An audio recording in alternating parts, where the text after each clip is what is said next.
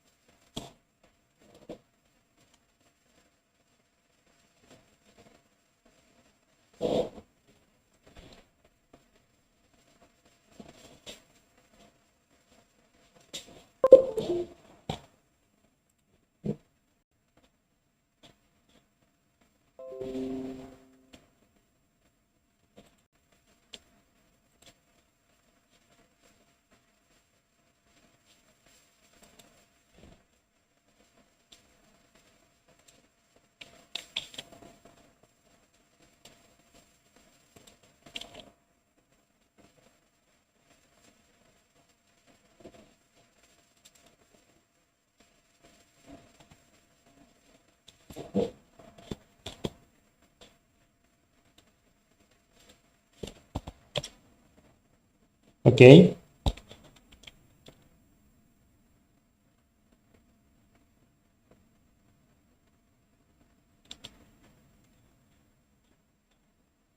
Are you hearing me clearly? Do you hear me?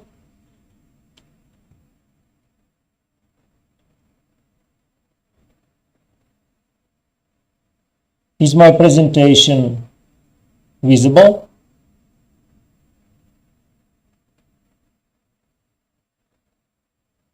Hello? Yeah, okay.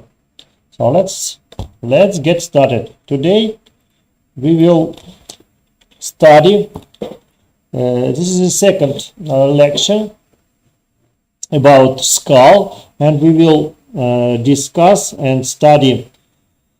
In the first part of this lecture, I'm going to tell you about the variability of the skull, and in the last part, and then we will talk about all skull joints. So,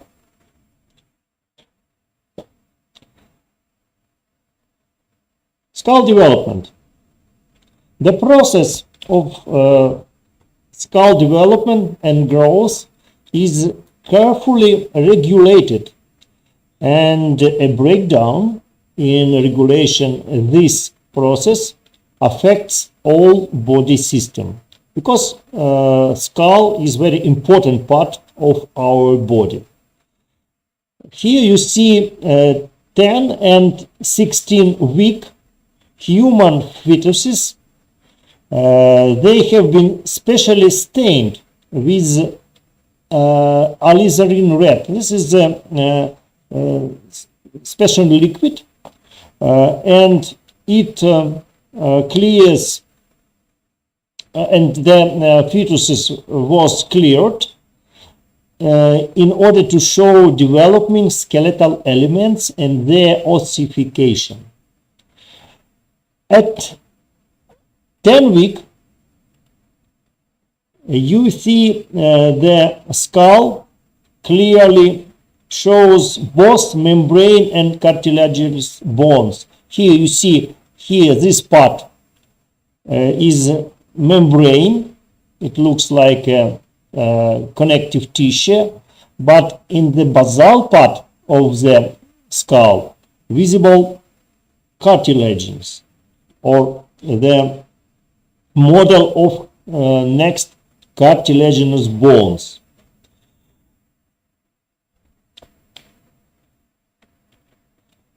And later, at 16 weeks, all skull bones are visible because there is the margin or border between separated skull bones.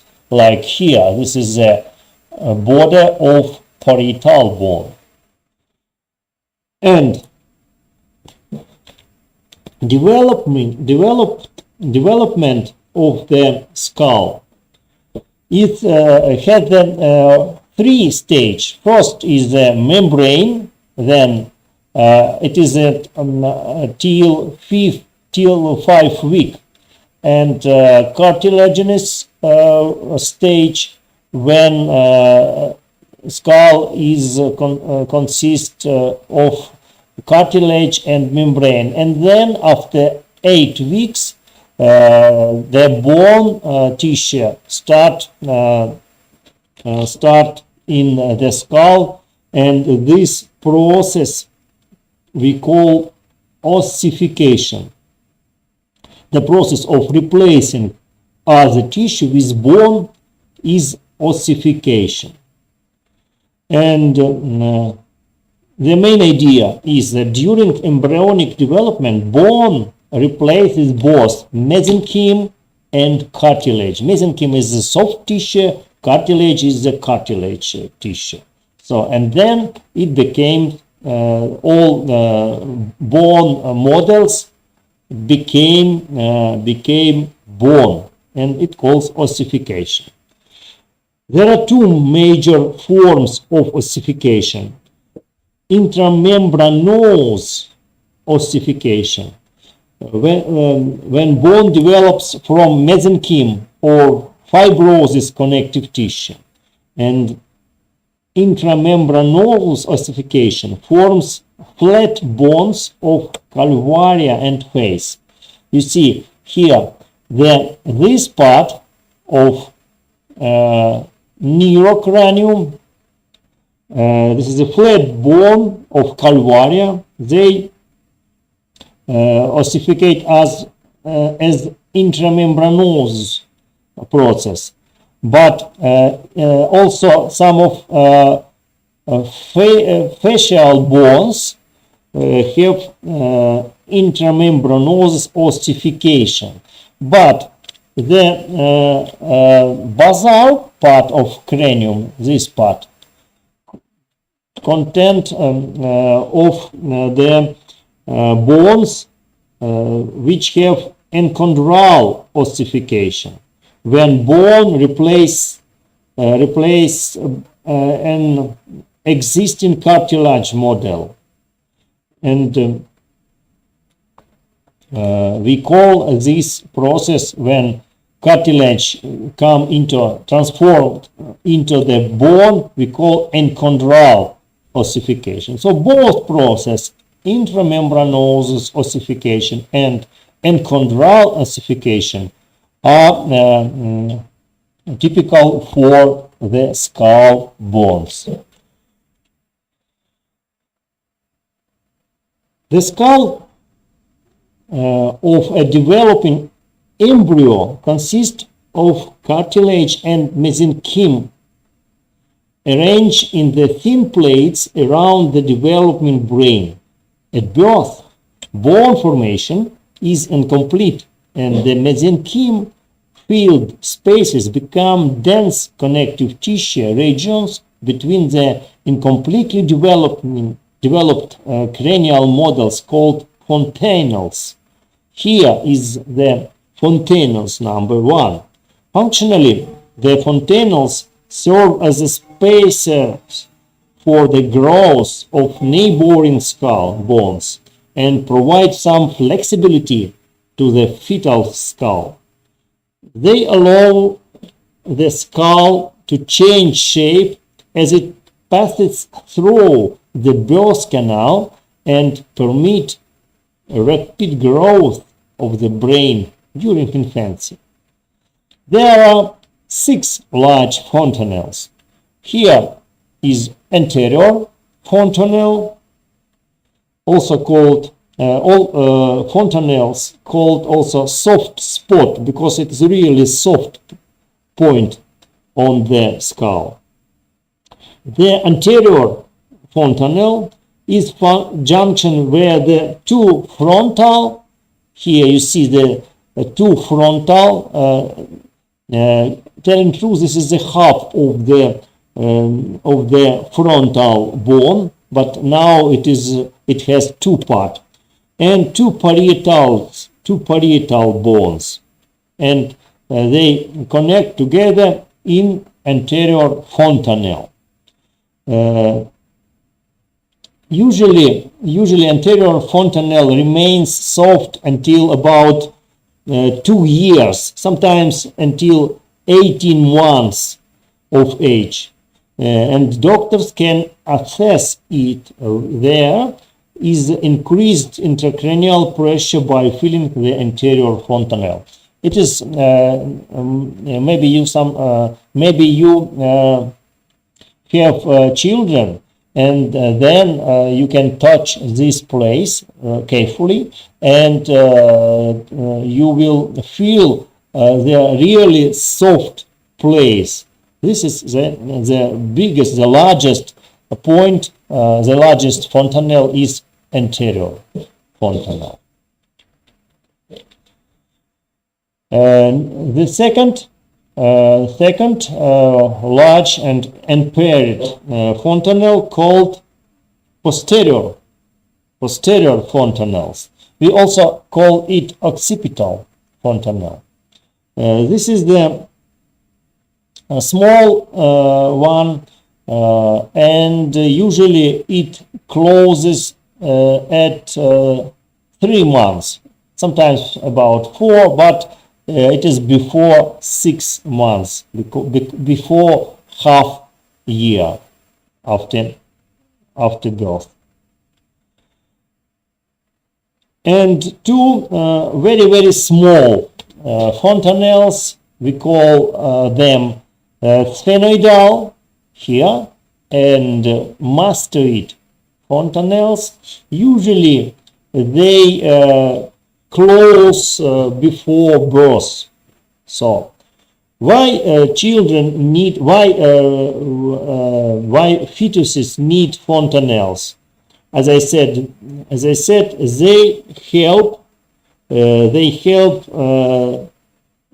they allow the skull to pass through the birth canal, and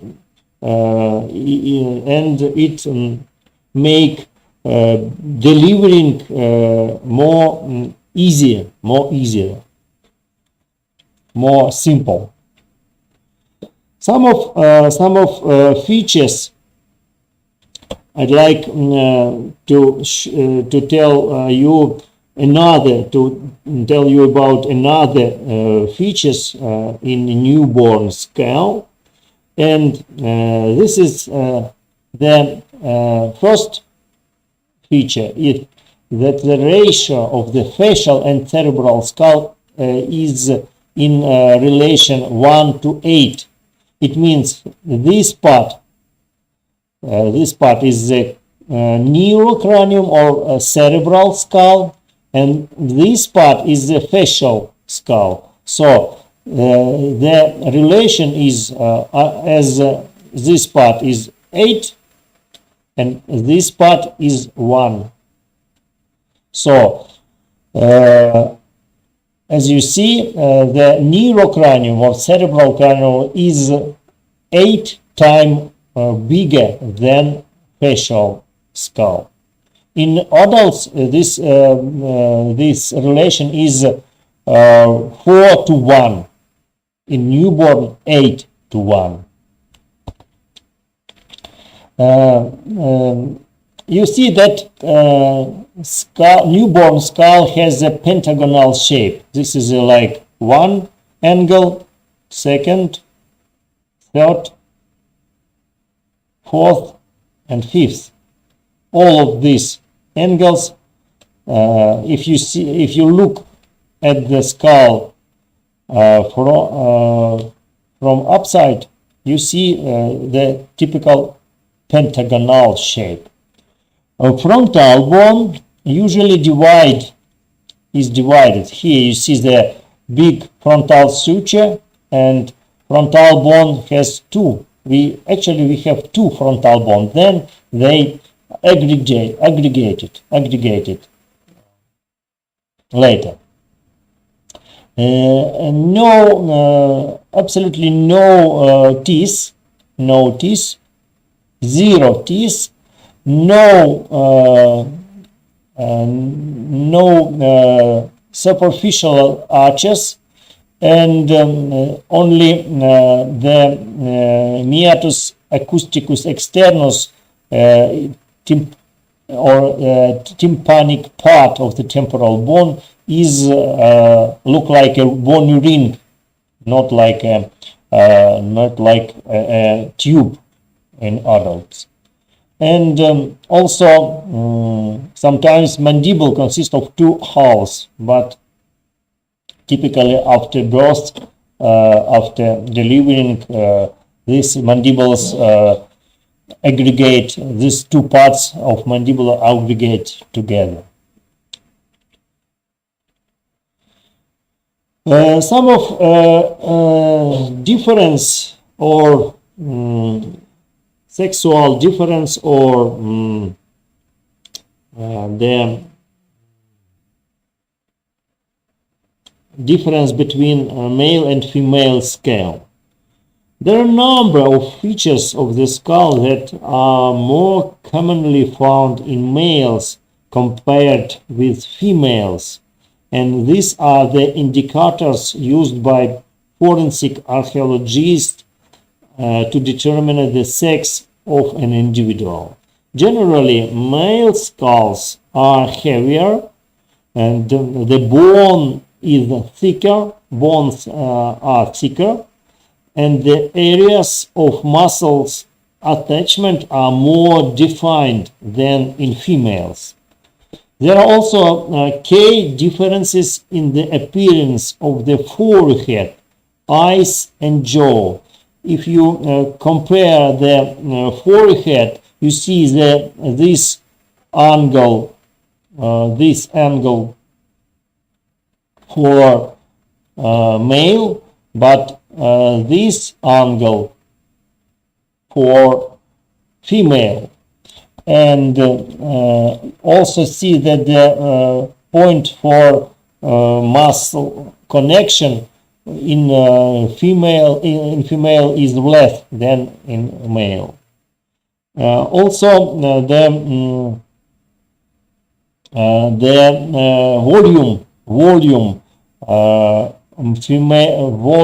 male skull is bigger than female one.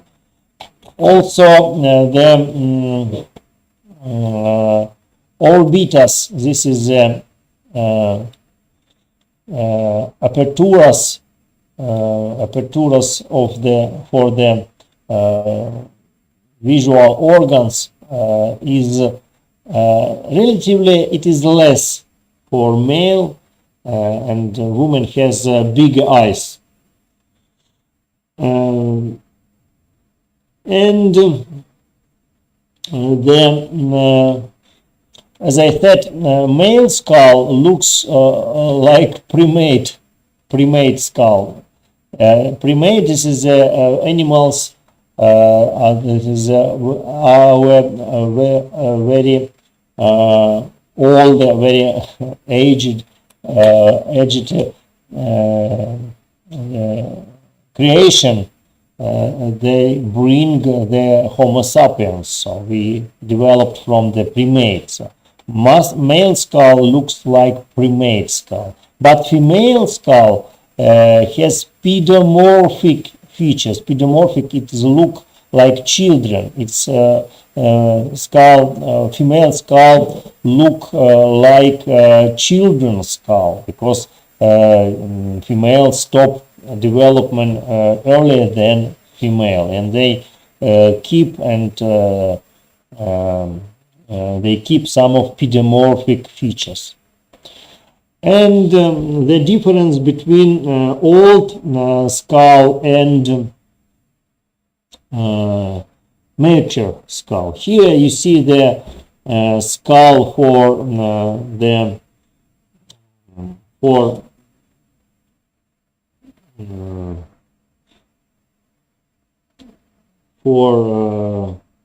very old person.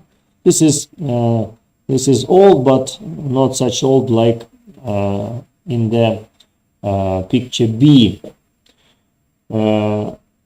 What kind of other age-relating changes in the skull include? We could name four several features, four features for age-related skull. First, due to loss of the teeth, you see this skull has got no teeth, absolutely zero teeth. Here, only 2 teeth for this person. And due to the loss of teeth, the alveolar process of the upper and lower jaws are reduced. It means that this part of lower jaw and this part of the upper jaw we call alveolar processes, and here there are no alveolar processes here. And in the Здравствуйте, я лекцию читаю на английском. Можно перезвоню, если удобно, где-нибудь через полчасика, через 40. Спасибо. Спасибо.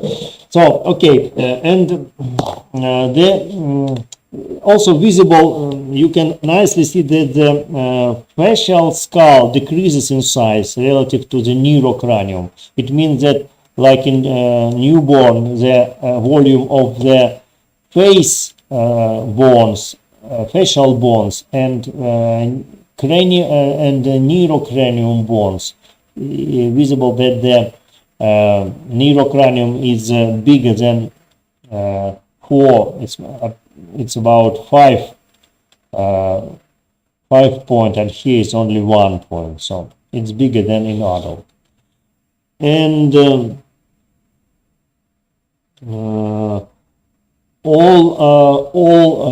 also the good feature for old and senile skulls is that all of the sutures, this is a connection between skull bones, they ossificated. They are ossificated in senile age.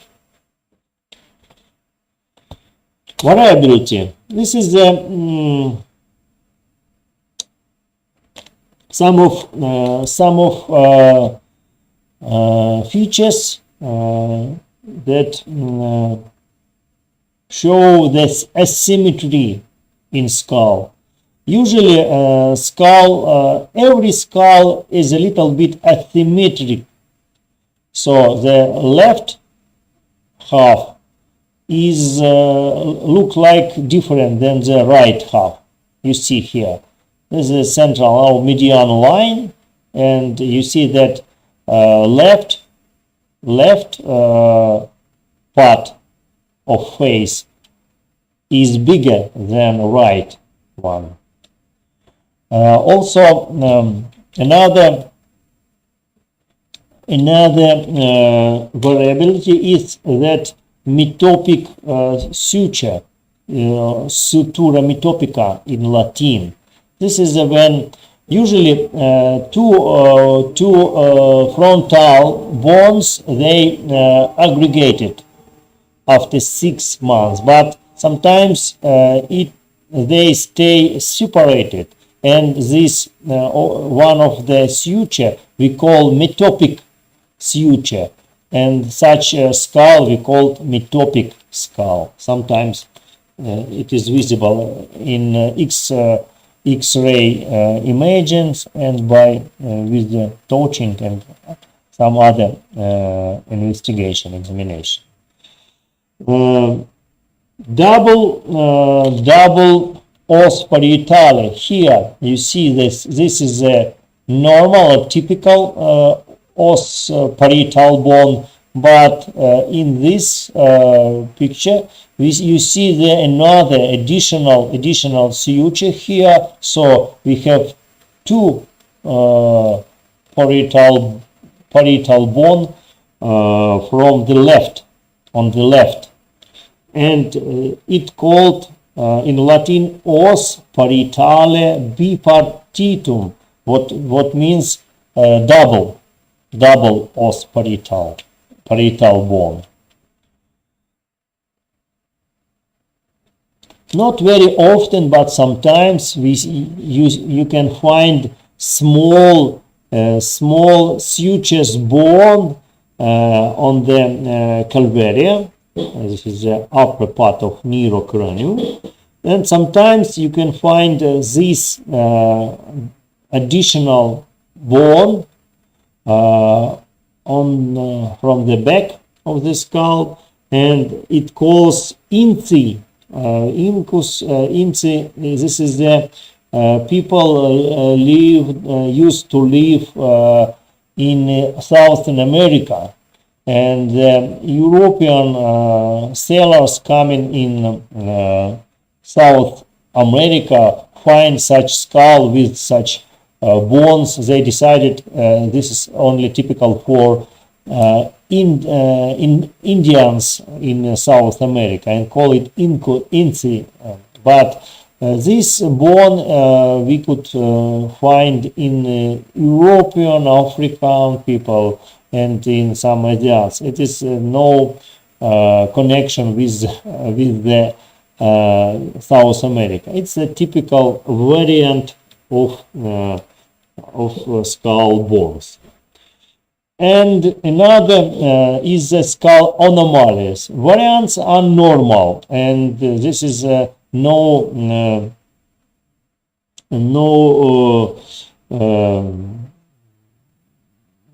this is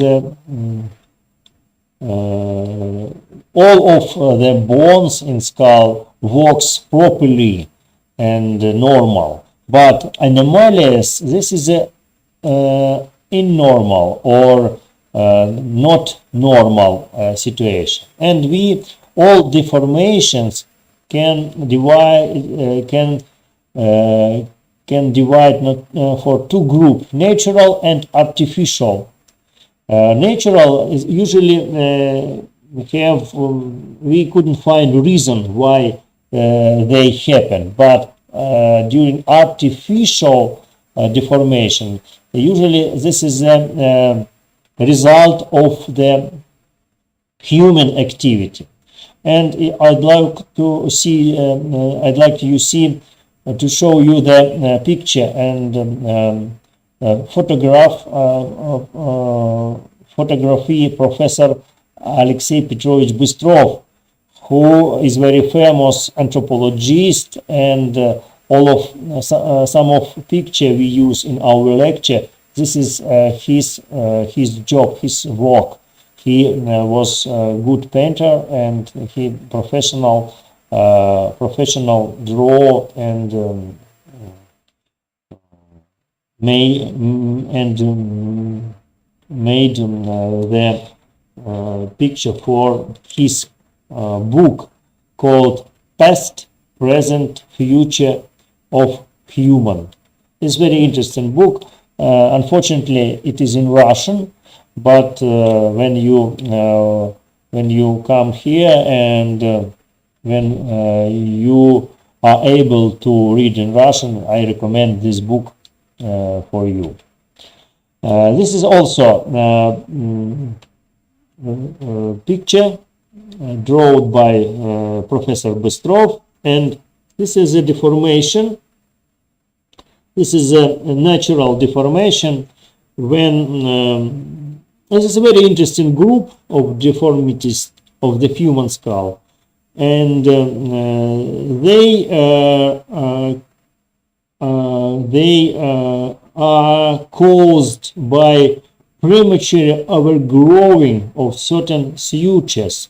You see, here should be the coronal suture, but the half of it there is no coronal suture, and then in such way usually the right half of skull is bigger than left one.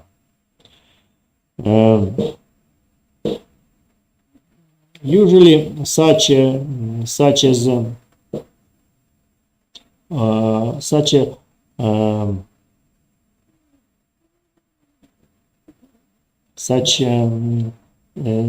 synostosis in suture lead to the natural deformation, like here, sometimes with the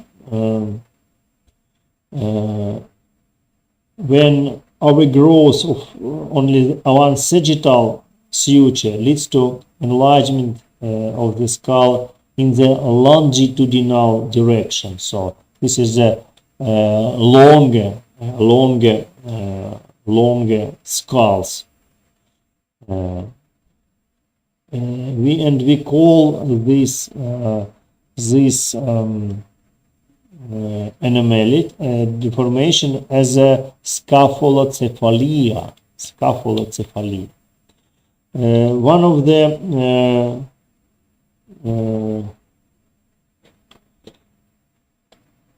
of the case for scapholocephaly was called satin weaver, and this is a real person who had scapholocephaly.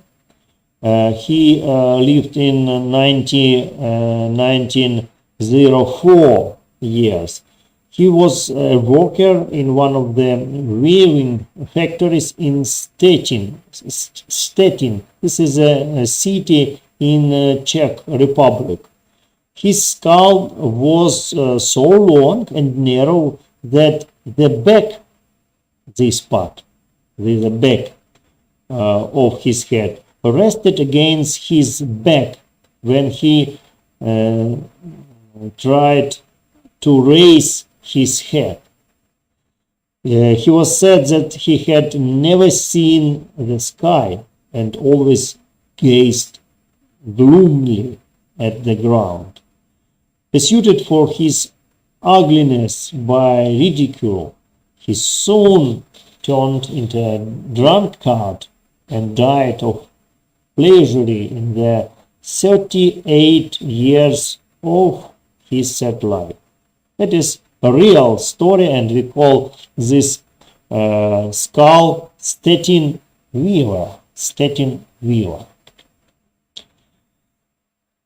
Another deformation, sometimes not one but several sutures are exposed to early overgrowth, and it also deforms the skull. In cases where the coronary and sagittal, the small sizes of the child cerebral skull are fixed, and their increased stop as the growth of bones in the preserved sutures of the skull continues. The so-called tower head appears in adult. And this type of skull we call tower head because it is like a tower. It has it has bigger height, bigger height, it's long. And artificial deformation. You see the picture. This is from Professor Bystro's book, and this is some of the tribes and people in the relatively recent past had a strange custom of artificially deforming their heads. You see a woman with a child, and this is a bandage on his head. I think it was done because of religion or some kind of tradition or in such as tribes. And we also have some artificial deformed skull in our land near Kerch. This is a Krim area. And also, this is a real picture of such tribes with the artificial skull deformation here. And this is a black point is a place on the world places in different continents where people try to deform their head with bandage. Also, this is a deformity like V deformity is like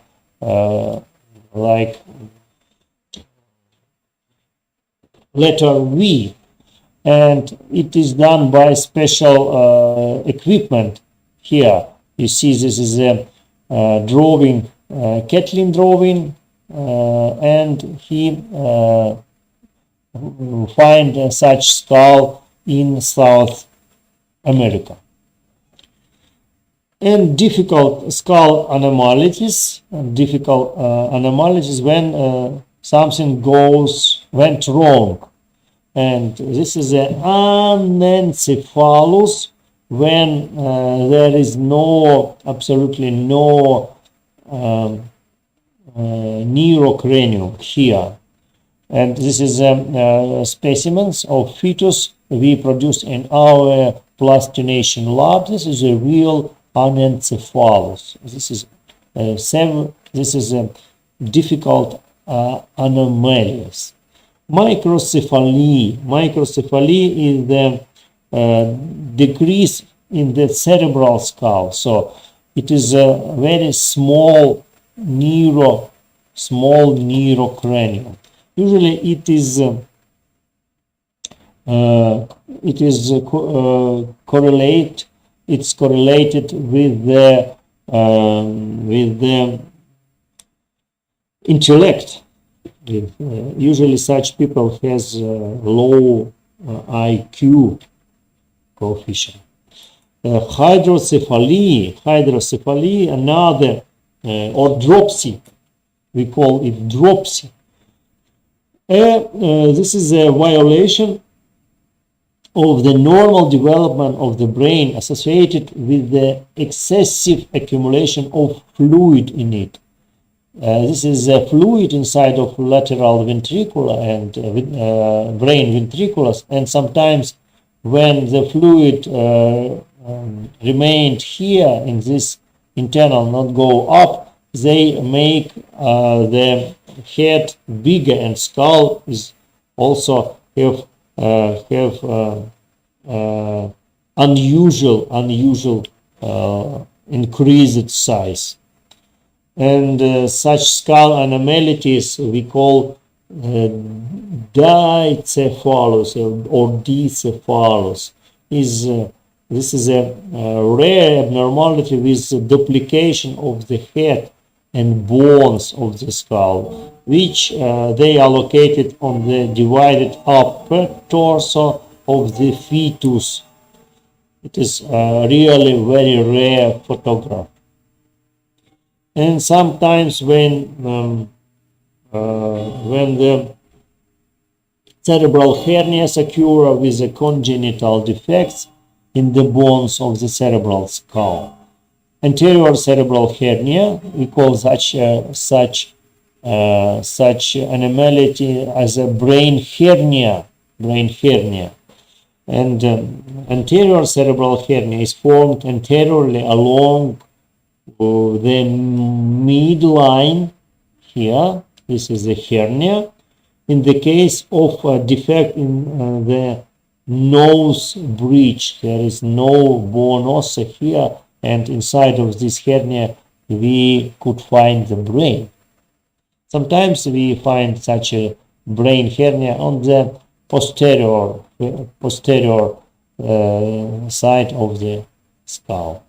More often we find such as the anomaly as the hair lip or lip non-closure.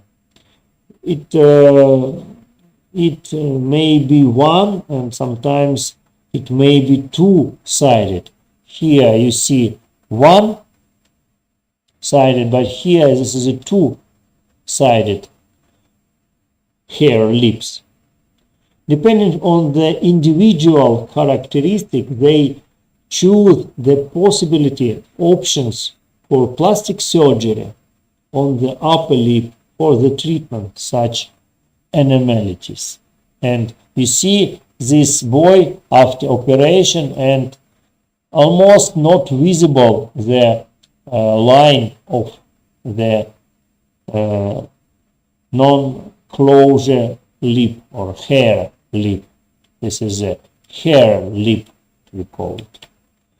Another anomaly, very difficult anomaly called cleft palate. When in the this is a no septum, no wall between oral and nasal cavity. So the food can come into the nasal cavity, and that is difficult. And this is a cleft palate. Usually, accordingly, there are many techniques for plastic defect restoration operations. The hair lips and cleft palate should be operated. And the last part of our lecture is the skull joints. There are two types of joints on the skull. The first group is called Femur Trolls. This is the first group. Femur Trolls. Fem means together. Arthrosis is joints. And Femur Trolls are immovable joints.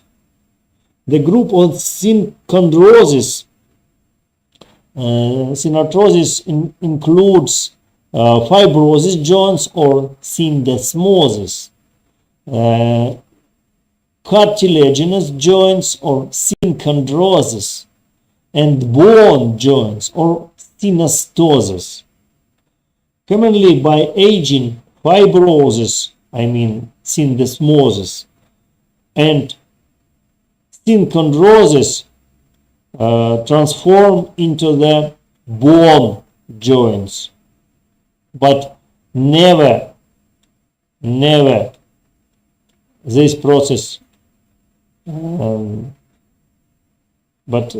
it never happens back process, another direction. And the second group of skull joints we call diarthrosis or diarthrosis, which means that means movable joints. They are freely movable joints, and diarthrosis come in the variety of shapes and permit several different types of movements. Because of the diarthrosis, it is possible to move in some joints. This is only a few diarthrosis in human skull: Temporalmandibular Joint and Occipital Joint. First, we say a couple of words about arthrosis or fibrosis joints, and of course those are sutures. Sutures. This is sutures are connection between skull bones. This group of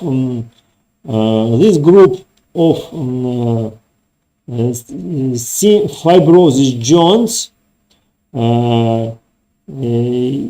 This group has three types of sutures.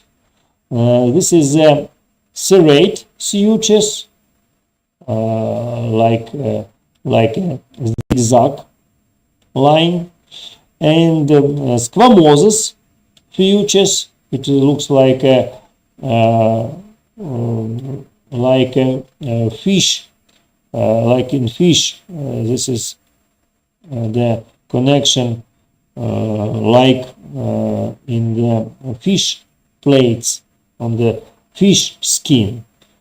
And more common, we could find plain sutures. It is really like a plane, like here. All sutures, we could find sutures only only in the skull, on the skull. The second kind of fibrosis joints called dental-alveolar syndesmosis. Very popular another name of these joints, and it is a gomphosis. Gomphosis. What does it mean? Dental-alveolar syndesmosis is a joint between tooth and socket of alveolar process in the maxilla and mandibular. Here is the tooth, and this is the socket, alveolar socket, and this connection has a lot of dense connective tissue, and it we call it periodontal ligament. We call it periodontal ligament, and that is the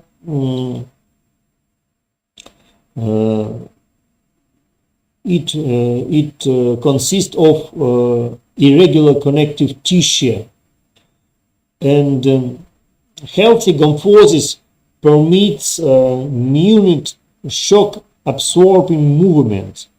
Inflammation and degeneration of the gums and periodontal ligament and bone is called periodontal disease. I'll show you the result of periodontal diseases. Take a look here. It's possible just to all of these are not fixed in the life process. It is very easy to delete pieces because of this kind of disease. It's called periodontal diseases. It looks awful, doesn't it? Okay. And the third group of fibrosis joints called skindylosis. This is a connection between split bones. Rather, one bone is splitted, but another bone has some kind of rostrum or the keel or the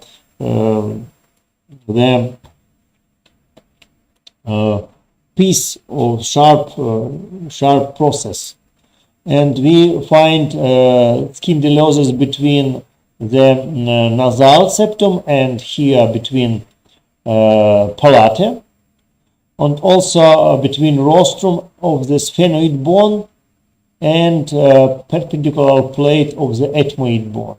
It is on the back wall of nasal cavity. Femur Trolls is like cartilaginous joints. That is a group of joints located usually in the basal part of cranium. Here you see the external surface of the basal cranium, and we find some of the cartilaginous synchondroses. This one, number one, is sphenoid occipital synchondrosis. Number two is sphenoid petrosal synchondrosis here, and the third is petrooccipital synchondrosis. Mostly all of these synchondroses we could find after 25 years, but in the senile age they transform in the bone joints or synastosis. Next is diarthrosis. Diarthrosis, this is movable joints, and one of the important joints on the head is the temporomandibular joint. Temporomandibular joints is a combined hinge and plane joint formed by the condylar process of the mandible. So first of the articular surfaces is the condylar process of mandible, and second is the mandibular fossa and articular tubercle of the temporal bone. Here is the condylar process, and here is the mandibular fossa, and in front of the mandibular fossa we could find articular tubercle. Temporomandibular joints is condylar joints. It is by the shape of the articular surface. It has got frontal and vertical axis, and that means that it is a biaxial joint because two axes, and it is also combined. Right temporomandibular joint could not move without left temporomandibular joint. They move together. Such joints we call combined joints, and temporomandibular joints are combined joints. Some of anatomical components we could find articular disc here. This is a disc inside of articular cavity and joint cavity, and it is a fibrocartilage disc. Fibrocartilage disc that separates synovial cavity into superior here and inferior here compartment. So temporomandibular joint has got two compartments, upper and lower. Why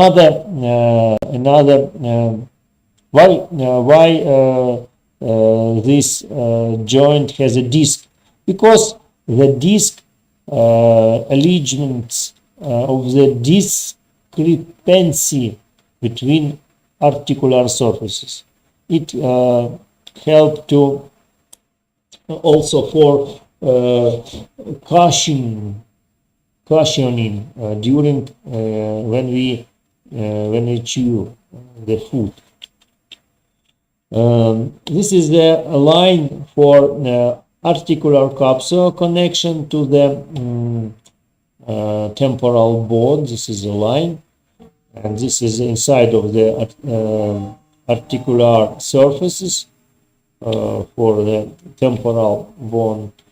And we also could find intraarticular ligament.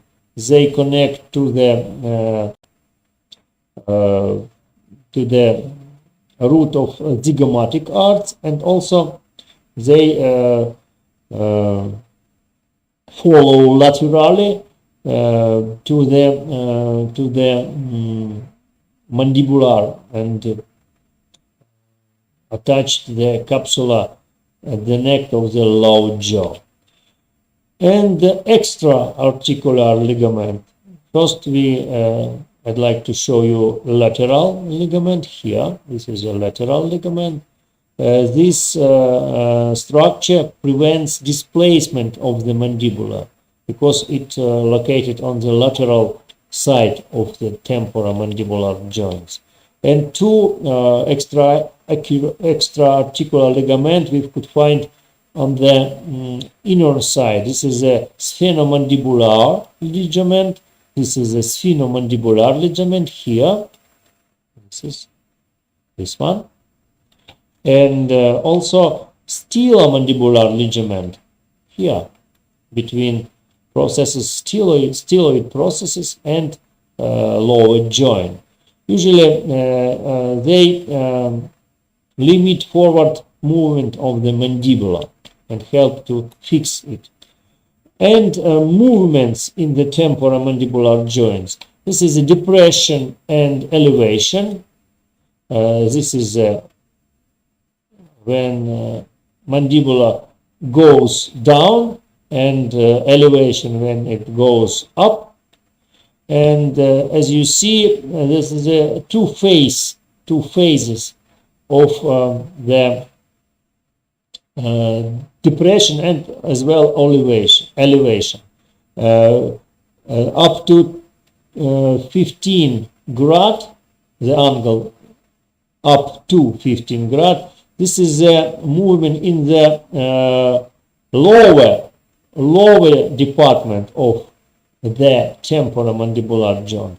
But then when the angle is more than 15 grad, this is moving the caput of mandibula forward, and this is the upper department movement. Also, it is possible protraction and retraction. It is when mandibula or lower jaw move forward, it's called protrusion, and back, it's called retrusion. As you guess, I hope you guess that this movement is in the upper department of temporomandibular joint. And lateral displacement, when one joint make protrusion and another contra joints here. This is a rotation to the left and rotation to the right.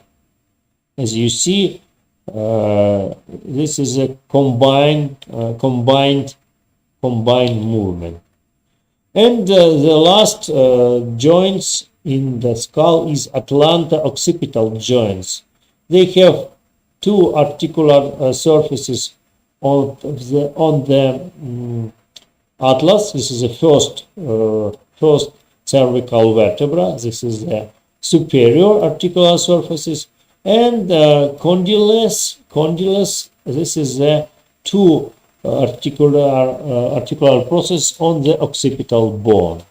And Atlanta-occipital bones are combined.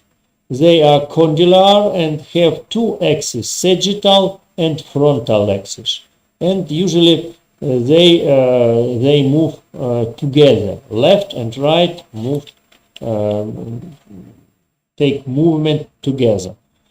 And this is the anatomical components of Atlantic occipital joint. We have two Atlantic occipital membrane, anterior membrane and posterior membrane.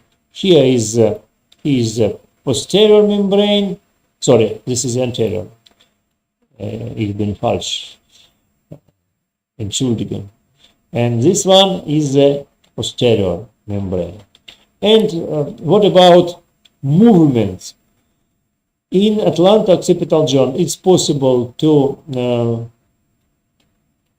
flex your head anteriorly and posteriorly, and you can flex your head laterally, left side here and right side, but this rotation is absolutely not possible in Atlantic occipital joint.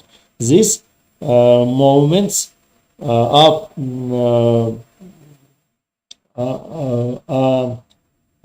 carried out only in the Atlantic axial joints, but we will talk about these joints next lecture, maybe on your practical lessons.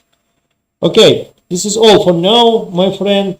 If you have questions, please send it to my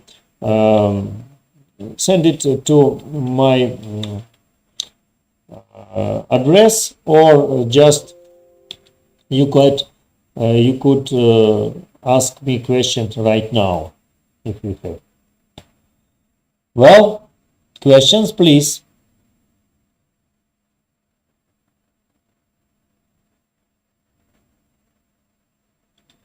It seems to me there are no questions today, as usual.